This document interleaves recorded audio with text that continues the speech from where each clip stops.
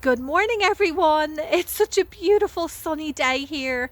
A lot going on in the garden, and I actually thought, because it's such a pleasure to be outside here today, we'd take a bit of time doing a garden harvest of chilies and capsicums.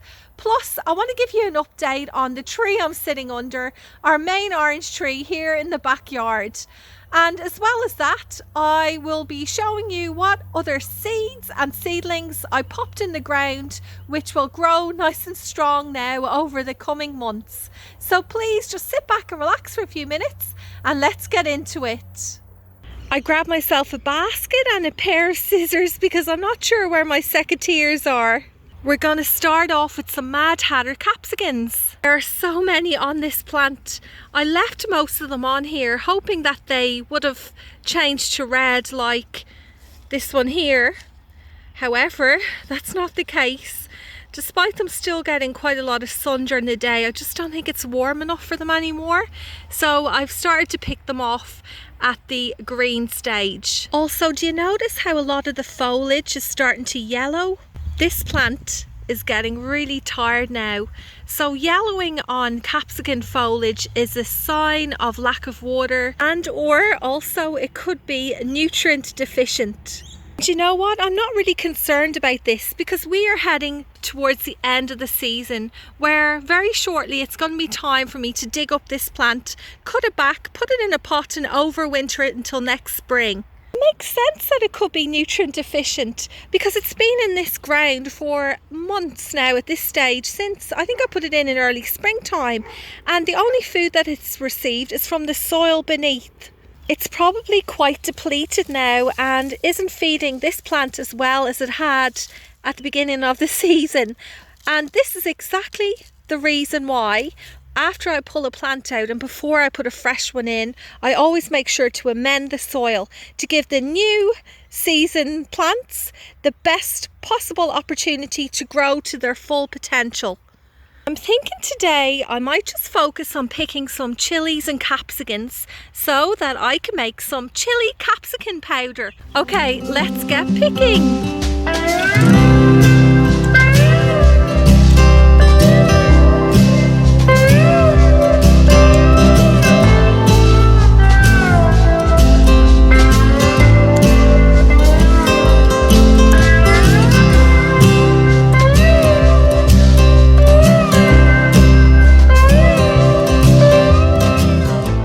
We don't need to go far for the next addition to the basket.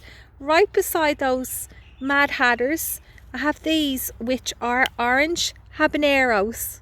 These ones are a lot spicier compared to the Madhatters. There's quite a few on the plant that look like this. They've been munched away by something.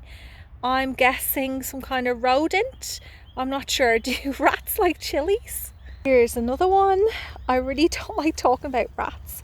My neighbour told me yesterday that she saw some down by our chicken coop a couple of weeks ago, which I guess they are attracted to the chicken food. However, I kind of don't really like the idea of them being in our garden, and I know having them around can also attract snakes. Let me see, I'll have to put that one in the compost pile. For those of you who aren't aware, the area where I live, well, I think it's generally in New South Wales at the moment, there is a really big rodent issue, especially with mice. You see a lot of footage on the television, on the news, of them invading farms, getting into the feed, and I mean like hundreds and hundreds of them. Thankfully, I don't think I've got that big of an issue here, but there are some about. You can put out rat traps and rat bait as well. Oh, okay, that's enough of that. It's probably not the nicest thing to be talking about when I'm harvesting food, but it's the reality of gardening, and I like keeping things real around here. So there we go. So far I've got another chilli to pick down in the raised garden bed area. The girls have found a new favourite place to have their dust baths. This is underneath the acacia wattle. Here's Autumn. I'm actually holding the basket at the moment and she's coming over taking a peek, seeing if she can pinch something. Snowflake is really enjoying herself there. She's really snuggled into all the dirt. All of these shoots here, they're actually from my Dutch irises, which I'm delighted to see have popped up, and hopefully in springtime I'll have a nice bunch of pretty flowers in this little area. So we're over at the raised garden bed area now, and in these two beds I have a lot of chilies and capsicums. And with these plants here, I will be overwintering them as well. So I should have a nice big collection to look after, keep safe from the frost, and hopefully I will be able to keep them alive so that next spring I can put them in the ground and get some crops a lot earlier. These ones are called AGI chilies. I hope I'm pronouncing that right. One of the great things about these chilies, you may or may not agree, that's whether or not you like spicy ones, but these are actually only a medium heat, so despite their size they're not too hot.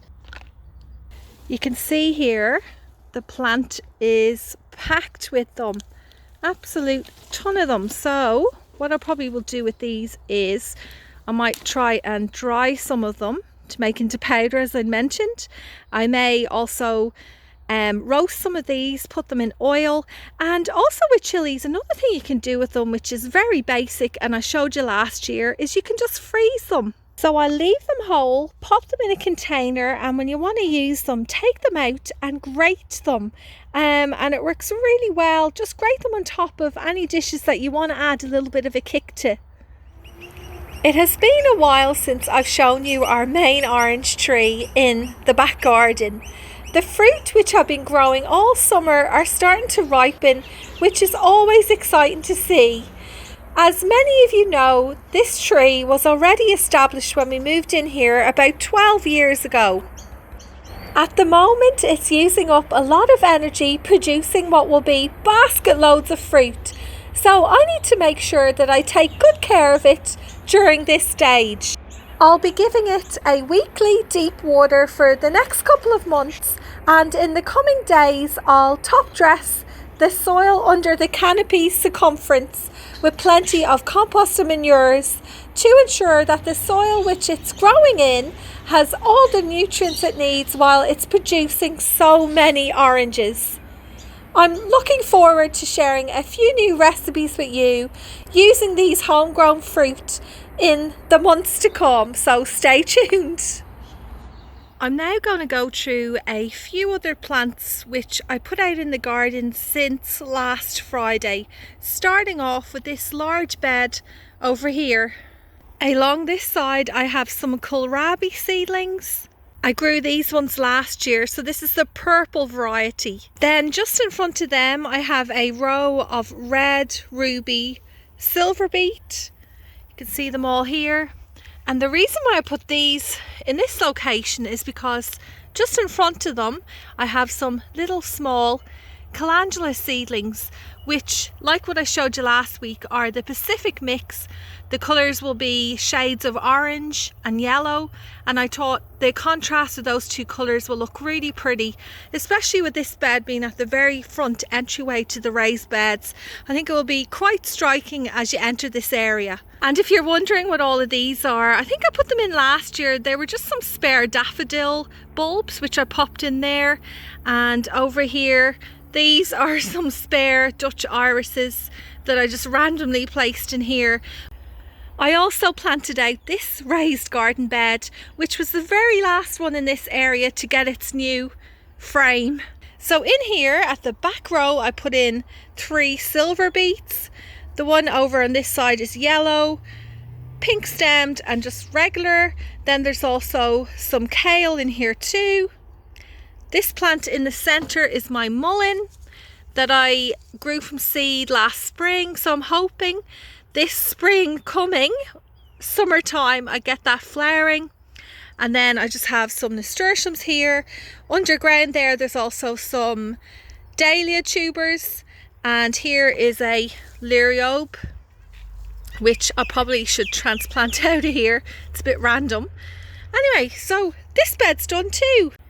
I'm now standing at the entryway to the raised beds to show you what I popped in the ground here. So remember back in spring, or maybe it was winter, I made this into a no dig bed, and I put some silver beet and various other plants in here. Well, they've all gone now, and what I've put in here in its place are all of these random mix of plants which I purchased over autumn time that were heavily discounted. Some of them are quite stressed.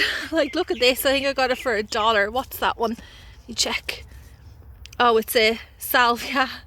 And I just pop them all here. They're all in one location so I can keep an eye on them, look after them, and then come springtime I'll dig all of these up and transfer them around the garden.